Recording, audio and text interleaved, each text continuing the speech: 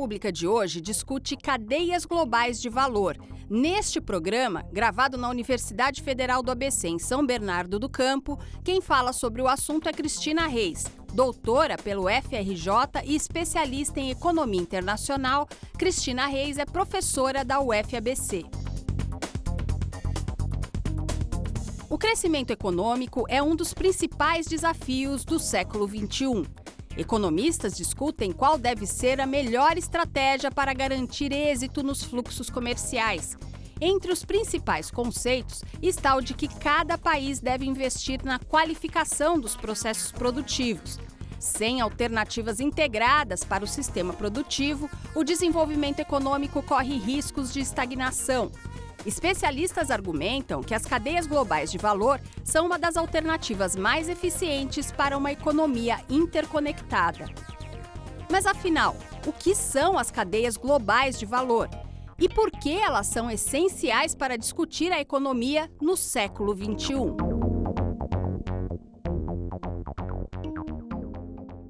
As cadeias de valor são a forma de organização da produção dos bens e serviços que chegam à nossa vida diariamente. Então, todos os bens, mercadorias, objetos que a gente consome e também os serviços fazem parte dessas cadeias. Tá? A cada nova atividade da cadeia, a cada nova etapa, se adiciona valor. E por isso que a cadeia chama cadeia de valor. Da onde vem esse valor? Ora, do trabalho embutido na produção dessas mercadorias, o custo relacionado e também o que tem de diferencial que vai conferir aí mais ou menor valor para cada atividade envolvida. Por que cadeia global?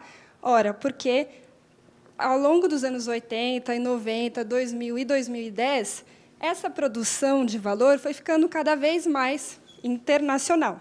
Por que isso ficou mais veloz, mais acelerado ao longo dos anos 80, e depois 90, e depois 2000, porque teve a ver com um momento histórico de abertura dos mercados e de maior fluxo do comércio, da produção e das finanças internacionais. Então, a gente sabe que, na história do mundo, ao longo do pós-guerra, os países viveram o sistema de Bretton Woods e passaram muito tempo fechados. Tá? As economias não tinham total abertura para importar e exportar produtos e para receber ou enviar capitais. Mas, depois dos anos 80, essa abertura foi aumentando e produzindo, assim, as cadeias globais de valor.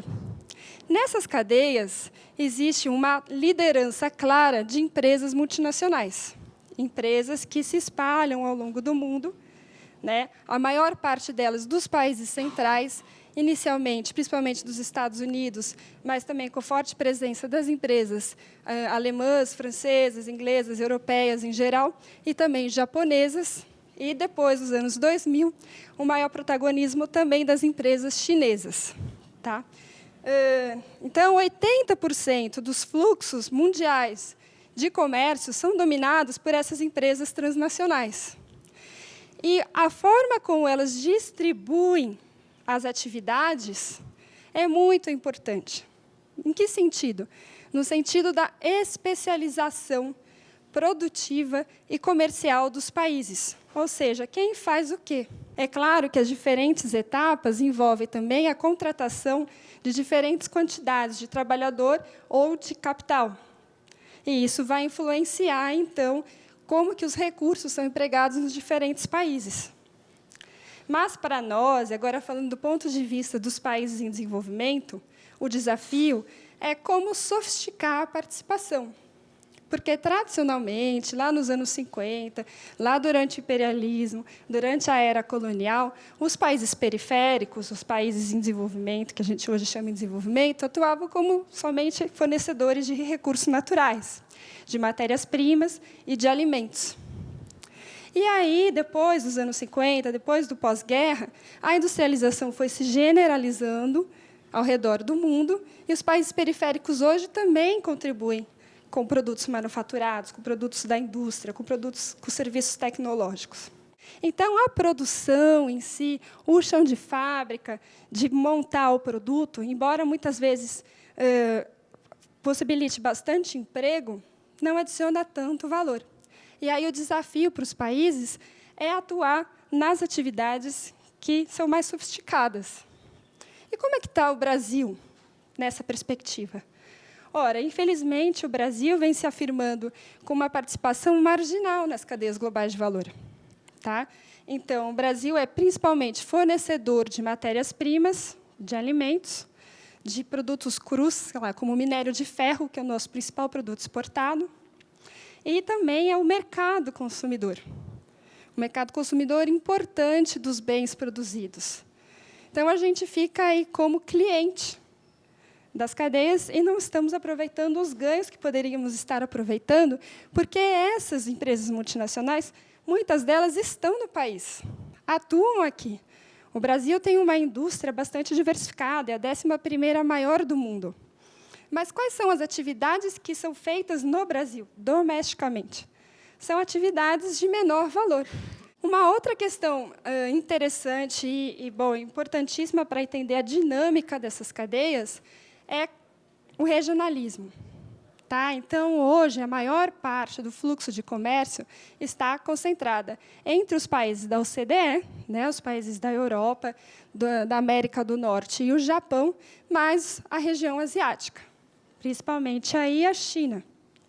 E desde os anos 80, a região asiática foi formando uma integração produtiva que inclui quase todas as cadeias globais de valor, ou alguma parte dessas cadeias globais de valor, e que se tornou um caso de interesse mundial de estudo para entender como que eles estavam fazendo para participar dessa integração e quais os ganhos reais para aqueles países como China, Malásia, Taiwan, Singapura, Filipinas, Vietnã, ao atuar ali. E aí é que vem a contradição. Porque os determinantes para a maior participação desses países, que, sem dúvida, gerou crescimento, não são consenso, bem como não são consenso se é virtuosa ou não essa inserção desses países nas cadeias globais de valor. Então, por exemplo, sem dúvida, a China vem experienciando aí nos últimos 15, 20 anos um crescimento fabuloso. E, aos poucos, a sua população está deixando de ser rural para ser urbana. Tem aumentado o IDH da China, tem aumentado a renda per capita, mas as desigualdades também estão aumentando. A China tem feito políticas para atrair essas multinacionais, inclusive com zonas especiais de exportação, bem como outros países fizeram. O Brasil também tem uma zona especial de exportação, que é a Zona Franca de Manaus, que já tem alguns anos. E, nessas zonas, as empresas operam com descontos tributários, com subsídios, com incentivos para inovação em parcerias com o governo, com a formação de centros técnicos e de pesquisa, que é essencial para a sofisticação nas cadeias. E o caso chinês, em particular, é um caso de sucesso, porque eles estão conseguindo sofisticar essa participação deles nas cadeias globais de valor. Mas isso não é verdade para todos os países asiáticos. Tá? Então, outros estão entrando com essas zonas especiais de exportação, aumentando, sim, os salários e a produtividade desses setores exportadores, mas os ganhos não necessariamente são reverberados para o restante da economia. Porque o ideal para o desenvolvimento, o que é desenvolvimento econômico? É a mudança estrutural da produção para atividades mais sofisticadas, mais tecnológico-intensivas, mais conhecimento-intensivas, que, ao mesmo tempo, necessariamente melhore a distribuição de renda no país, eleve a renda per capita, e não só a renda, porque a gente sabe hoje que desenvolvimento envolve outros conceitos, mas eleve o padrão de vida em geral. E, para isso, é necessário reduzir desigualdades. Mas como um país pequeno pode fazer isso?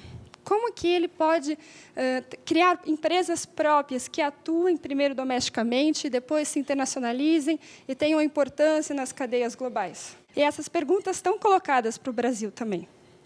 Né? Então, para promover maior integração a essas cadeias, o Brasil teria que, sim, fazer políticas de sofisticação tecnológica, mas conjugada com uma integração sul-sul.